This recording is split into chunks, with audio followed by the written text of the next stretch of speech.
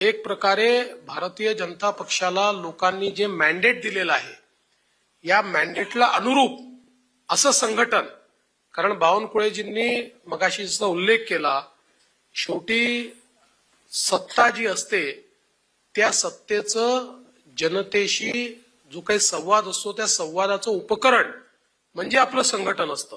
संघटन जेवढं मजबूत आहे, जेवढं सक्रिय आहे, तेवढी सत्ता ही समाजापर्यंत पोहोचते. समाजापर्यंत पोहोचण्याचं सेतूचं काम हे आपलं संघटन त्या ठिकाणी करत असतं.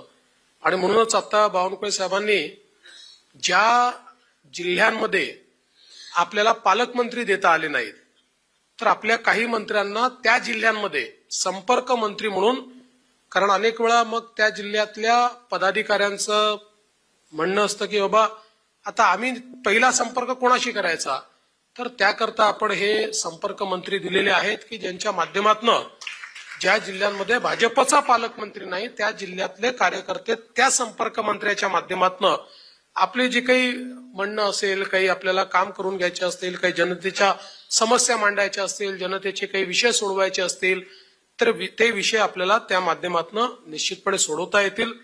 मी आपल्याला या निमित्ताने एवढंच सांगतो की आपल्या शासनाने महाराष्ट्रामध्ये अतिशय गतिशीलतेनं काम सुरू केलेलं आहे आणि मला विश्वास आहे की एक जो परिणामकारक बदल हा जनतेला आपल्याला दाखवायचा आहे. मागच्या आपल्या टेन्युअरमध्ये आपल्याला 2.5 वर्ष मिळाले, पण ते 2.5 वर्ष खूप ज्याला असं म्हणतात संघर्षाचे होते. जरा 2020ची मॅच चालली होती, पण आता असं नाही. आता मूलभूत अशा प्रकारचं परिवर्तन करण्याकरता आपल्याला वेळ देखील या ठिकाणी आहे, तेवढं मॅन्डेट देखील आपल्याकडे आहे.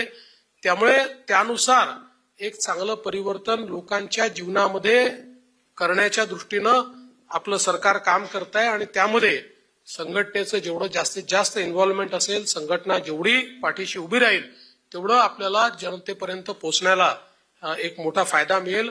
त्या दृष्टीनं आपण सर्वांनी काम करावं ही आपल्या सर्वांना विनंती करतो. मग अशी बावनकुळे साहेबांनी सांगितलं की आता विशेष कार्यकारी अधिकाऱ्याचा नवीन GR निघालाय.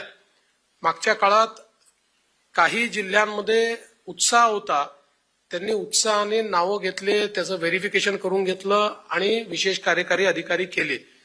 काही जिल्ह्यांमध्ये 2.5 वर्षात एकही विशेष कार्यकारी अधिकारी झाला नाही. तर मला असं वाटतं की थोडं मंत्री आणि संपर्क मंत्री तर लक्ष देतीलच, जिल्हाध्यक्षांनी लक्ष द्यावं. शेवटी एक प्रकारे हा जो काही आपला कार्यकर्ता असतो त्याला हा सन्मान असतो. त्याला महाराष्ट्र शासनाचा विशेष कार्यकारी अधिकारी त्याचं लेटर पॅड असतं, त्याचा शिक्का असतो. त्यामुळे एक सन्मान हा या निमित्ताने त्या कार्यकर्त्याला मिळत असतो. अर्थात त्याच्या काही क्वालिफिकेशन्स आपण दिल्यात, मिनिमम क्वालिफिकेशन्स आहेत, पण ते मिनिमम क्वालिफिकेशन आणि त्याचं एक आपल्याला व्हेरिफिकेशन करून घ्यावं लागतं. त्या व्हेरिफिकेशनच्या आधारावर मला असं वाटतं पुढच्या 1-1.5 महिन्यात आपलं संघटन पर्व संपलं की मग 1 महिना हेच पर्व आपण हातामध्ये घेतलं पाहिजे आणि किमान आपला जो शेवटचा कार्यकर्ता आहे त्याला अशा प्रकारे सरकारच्या कामामध्ये इन्व्हॉल्व करून घेण्याकरता एक चांगली पद्धती आहे. वर्षानुवर्ष ती चालत आलेली पद्धती आहे. त्यामुळे त्या पद्धतीचा अवलंब आपण सगळे लोक मिळून करू.